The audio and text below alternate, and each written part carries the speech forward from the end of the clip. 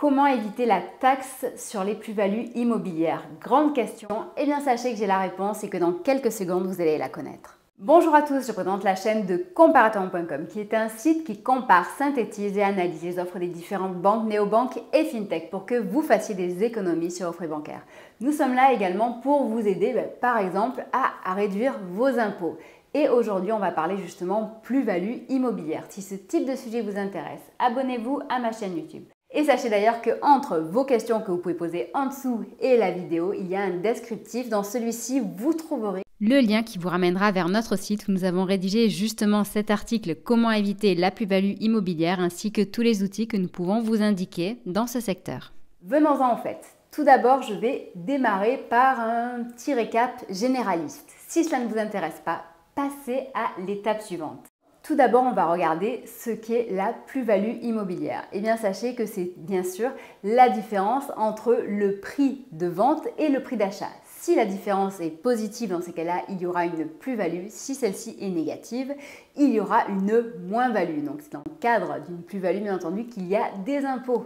Quand on parle justement de ce type d'impôt, de quoi parle-t-on également? Eh bien, sachez que cette plus-value doit être déclarée dans vos revenus. Donc, il y a tout d'abord les impôts sur vos revenus. Donc, ça va tout d'abord gonfler, donc bien entendu, vos revenus. Et ensuite, sachez qu'il y a des prélèvements sociaux et la taxe sur cette plus-value est quand même de 17,20%. Donc, au final, tout ce que vous avez économisé et dépensé dans votre bien immobilier sera quand même bien rogné par cet impôt de l'État.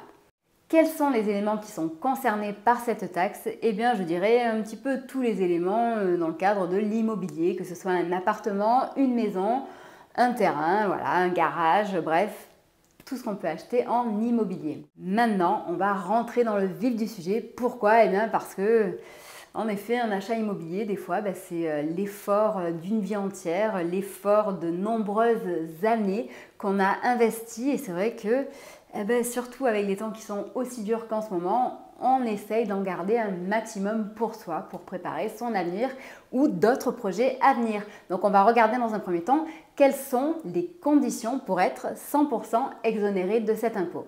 Et ensuite, dans quelques minutes, vous verrez comment le réduire si vous ne rentrez pas dans ces conditions.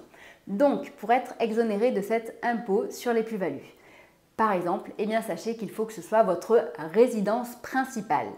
Dire que c'est votre résidence principale ne suffira pas. Le fisc va le vérifier.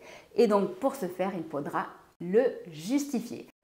Le justifier, ça sera par exemple prouver que sur votre avis d'imposition, l'adresse indiquée est bien l'adresse du bien que vous venez de vendre, mais il faudra aussi par exemple pouvoir fournir des factures en électricité, factures de gaz, factures d'eau qui prouvent que vous résidez bien à cet endroit et qui sont bien entendu à votre nom. Ensuite, sachez que si vous détenez ce bien depuis plus de 22 ans, vous serez exonéré de l'impôt sur le revenu. Il vous restera quand même les prélèvements sociaux. Et si vous le détenez depuis de 30 ans, vous serez exonéré complètement de cet impôt. Si on est en dessous de cette durée, eh bien l'exonération sera moindre, bien moindre.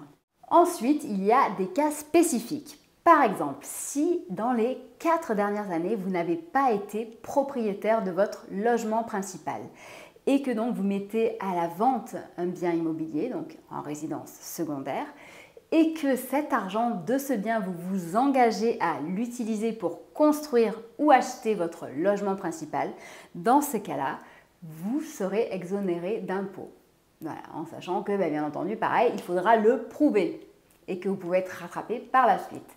Ensuite, il y a d'autres cas spéciaux. Par exemple, nous sommes dans le cas des personnes qui touchent une pension vieillesse, dans le cas de personnes qui vivent dans un EHPAD, dans le cadre des personnes qui ont la carte CMI. Ces 3 cas précis peuvent bénéficier donc de la suppression de cette fameuse taxe si les personnes ne sont pas assujetties à l'IFI et si elles touchent des revenus de moins de 11 276 €. Ensuite, sachez qu'il y a également aussi les personnes qui vivent dans des centres spécialisés pour les personnes handicapées. Dans ce cas, il faudra que leur revenu ne dépasse pas les 26 462 € et qu'ils ne soient pas soumis à l'IFI. Ensuite, sachez que les personnes non résidentes fiscales en France ne sont pas soumises à cet impôt. Ensuite, sachez qu'il y a des conditions spécifiques pour les personnes qui divorcent et qui justement, suite à ce divorce, doivent vendre un bien immobilier. Maintenant, nous allons voir comment réduire cet impôt. Et oui, parce qu'en effet, on ne peut pas tous rentrer dans les cases de l'exonération, mais il est possible quand même de le réduire et je vais vous dire comment. Vous allez voir, des fois on ne pense pas à tout, donc écoutez bien. Par exemple, lorsque vous achetez votre bien, n'oubliez pas de majorer ce coût d'acquisition avec, par exemple, les frais de notaire, les frais de l'agence immobilière, également les frais de travaux.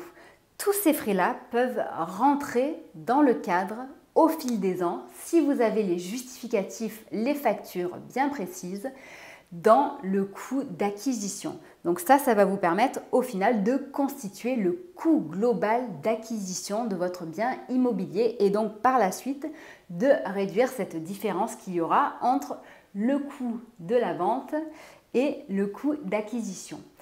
Ensuite, sachez que lors de la vente, vous pouvez également ajouter, et maintenant je peux vous dire qu'il y en a beaucoup, tous les frais liés au diagnostic obligatoire de la vente d'un logement. En effet, là on va penser au DPE et à tous ces diagnostics hyper nombreux pour justement savoir si votre logement est une passoire énergétique ou pas. Donc pensez bien à rajouter tous ces frais-là lors de la vente afin de justement réduire votre plus-value.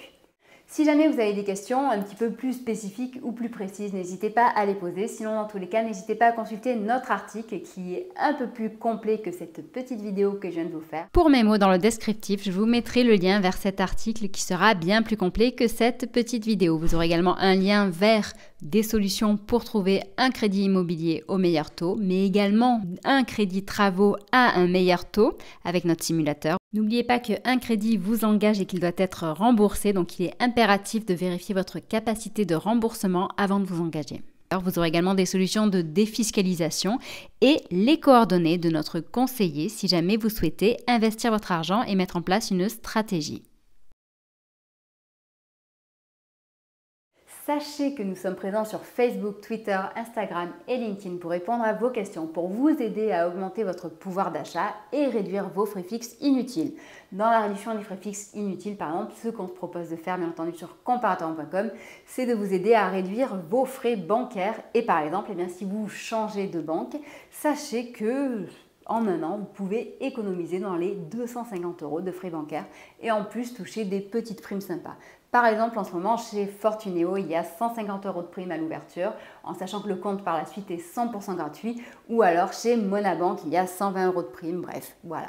Donc ça, c'est une petite idée de ce qu'on fait sur comparateur.com pour vous aider à augmenter votre pouvoir d'achat et donc réduire vos frais fixes.